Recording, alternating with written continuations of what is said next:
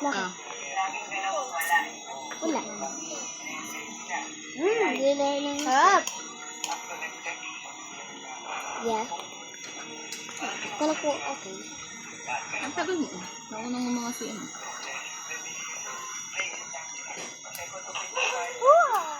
Gusto ko mag-second. Wala, ang tagal ko. Wala. Pwede yung iba. Ang tagal.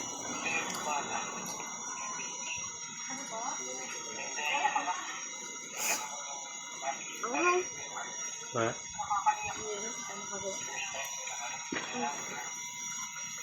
Dalagaan na yan. Mamay ko.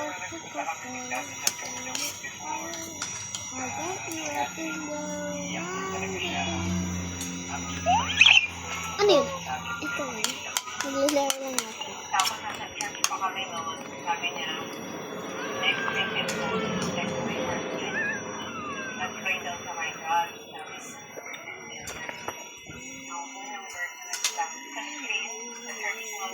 Parang iba ng lasa mo.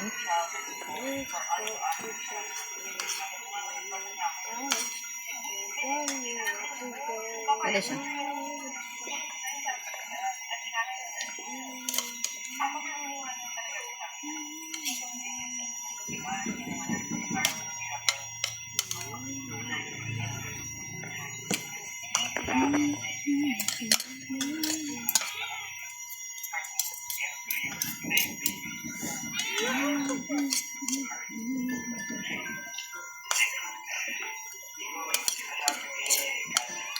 Ako yun.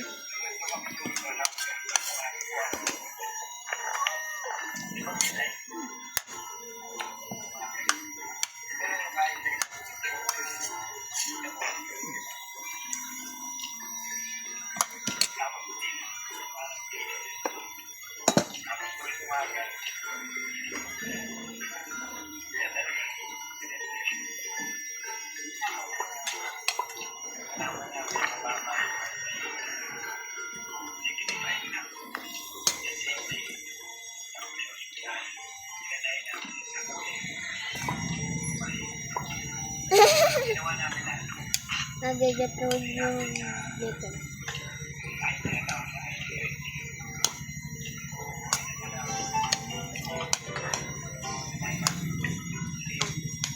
Ako nga doon. Ano yan?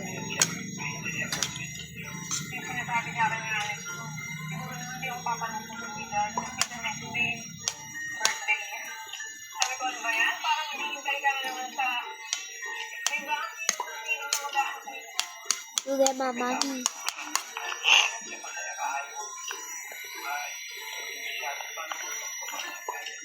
Init. Ano ko nito? Daig yun. Mamaya. Oh. Rish! Ano ko nung mataba? Yung ano. Nakalimutan ko lang. Hindi mo alam kung pinag-direct ko ba itong happiness o kailangan kami yun hinihintay ka. Sinong kasi na rin, parang okay.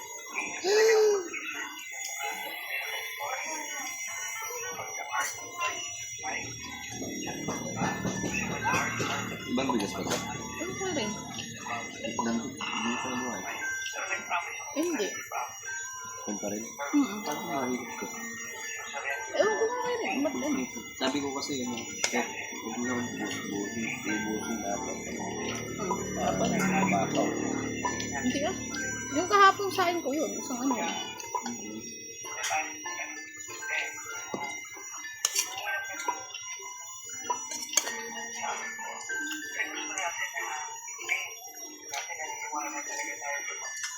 Pero pag malamig na ito, matigas. O depende sa luto. Depende sa tubig na. Okay na rin yun. Ewan ko nga kung anong tubig niya rin. Ako nahihilaw eh. Para ako di marunong magsaing. Nainis nga ako eh. Kasi ba't kaya ganun? Gawa ng ano yun na. Nalagdagan ng tubig mo kasi kaya tigas. Law. Kasi nalagdagan ng tubig mo. Para siyang natigas na dikit-dikit. Mga rin, dikit-dikit eh, no? O yun, ang lagkit masyado. Pwede lang sa akin na rin. No, sakto lang.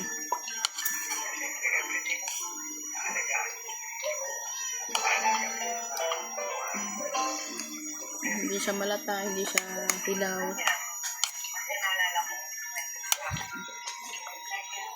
Ba't ganun? Para akong hindi marunong magsain ah.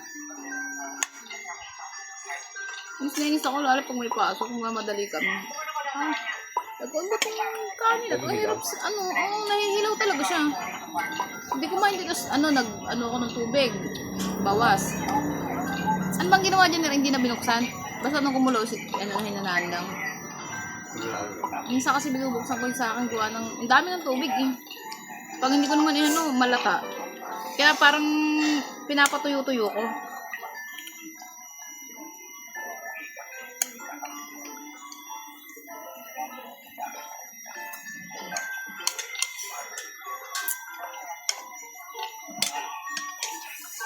Ang balik yun. Matagal pa yan. Pagka gigisingin ko ng alas 5 na. Alas 5 gigisingin na. Diligo yan. Alas 6. Matatapos yan, mag-aalas 7. Kung minsan nga si Chris na nagsundo sa kanila, di ba nung ako naghatid sa kanila, kinabukasan sinundo sila ni Chris. 6:30 pa lang dito na si Chris. Alas 7 talaga sila nakaalis. Okay lang. Ako kayo rin, sabi ko nakakahiya kasi nagmamadali yan, gawa ng may, yan eh. May tinda yan eh. Ang ginamit nga yung motor natin, gawa ng, yung tricycle niya, niready na ng paninda. Tapos anong ginawa niya, hinatid niya muna si Kambal. Binalikan niya pa si Ring. Pagbalik niya, naghintay pa siyang konti. Pagbalik ko niya yung takot. Eh sabi ko, nakakahiya kasi hindi naman nagpapabayad yun eh. Tapos pagka nagmamadali yan sa umaga. Kasi nga, kasi mangot na eh.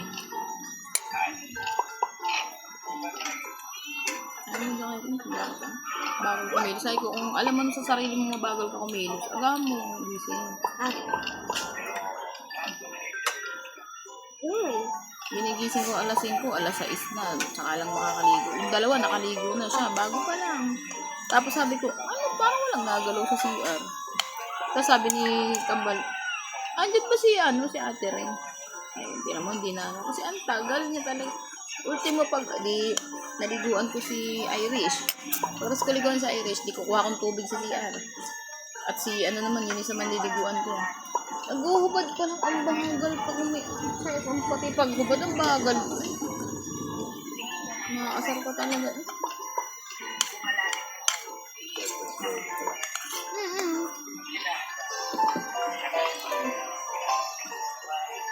Isa pa? Yeah.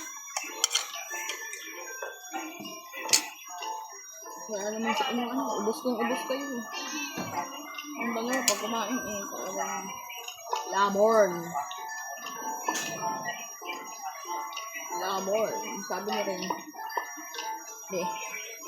Huwag mo bigyan diyan. Nasasanay yan ang binibigyan na habang nakain. Sabi niya rin. Mami, buti. Dalawa hindi nataba kahit kahit ang dami kumain. Ano ko? Kasi gusto niya kasi siya tumaba. Sila? Siya. Gusto niya siya. Ay, hindi. Ayaw niyang tumaba siya. Kasi ibig sabihin niya yung... Sabi niya itong dalawa, parang maiingit siya kasi. Itong dalawa, ang lakas kumain pero hindi nataba. Kita niya kasi, ang lakas kumain itong dalawa. Alam niya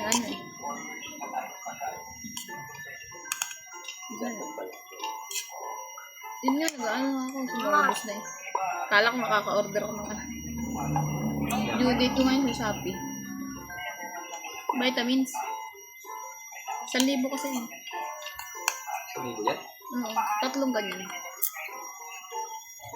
Pero tira mo naman, sulit naman. Pag pinapaliguan ko sila, dati payat-payat ni Eunice, pag nililiguan ko, ang braso.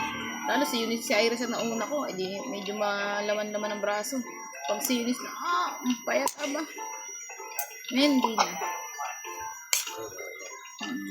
Kaya ayoko nung inuubos sila nung nakaraan. May gusto pa nga akong bilhin sa online yung kamay ni nanay.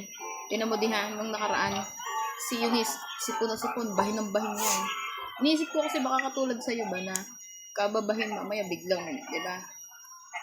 Kaya ang ginawa ko, hinahanap ko yung yung isang panghilot eh. Alam ko meron pa yung konti, wala na. Hindi ko alam kung nasa. Tapos may langis pa kasi ako natira nun. Ang ginawa ko, hinilot ko siya. Hinilot ko sa ganito, sa ulo. Hinilot ko siya. Tapos maya natulog na sila. Pati ito, hinilot. Kaya bukasan din sila nagbababahin. Ang ganda kasi talaga yun. Gusto ko yung order nun eh.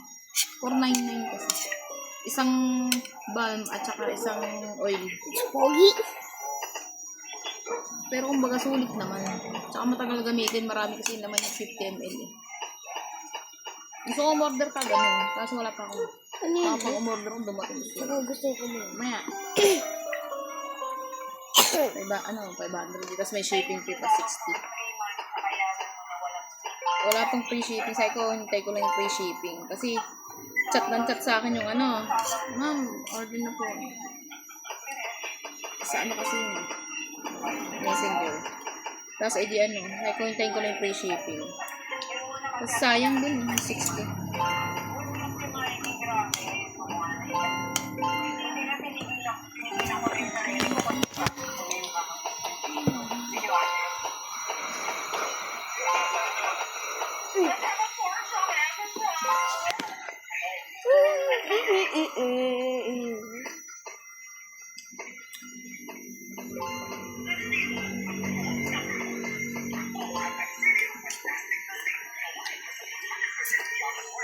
Tatabad lang na ito eh. Nakita mo yung nila doon, shampoo, tsaka conditioner. Magsalagay nila. Ang ganda na lang yung buhok nila kaso, tamad kasi mag-supply eh. Kasi din dati, nakita ko yung buhok nila, dry na dry. Ang pangit, nakakaawa eh. Kaya hinanapan ko sila ng mga magandang shampoo. Tapos yung lotion na ginagamit ko sa kanila, yung maliit na Tingnan mo, dati, ang pangit ng ganito, daming itim-itim. Tingnan mo nga, naglalike niya. Tingnan mo yung tuhod niya isa, mapusyaw na. Samantalang dati, ang itim-itim niya, diba? Ang itim yung tuhod niya ito, simula nung baby pa siya na pinagapang ni Angie doon sa lamesa. Angie, simula na, ang itim na ng tuhod nila.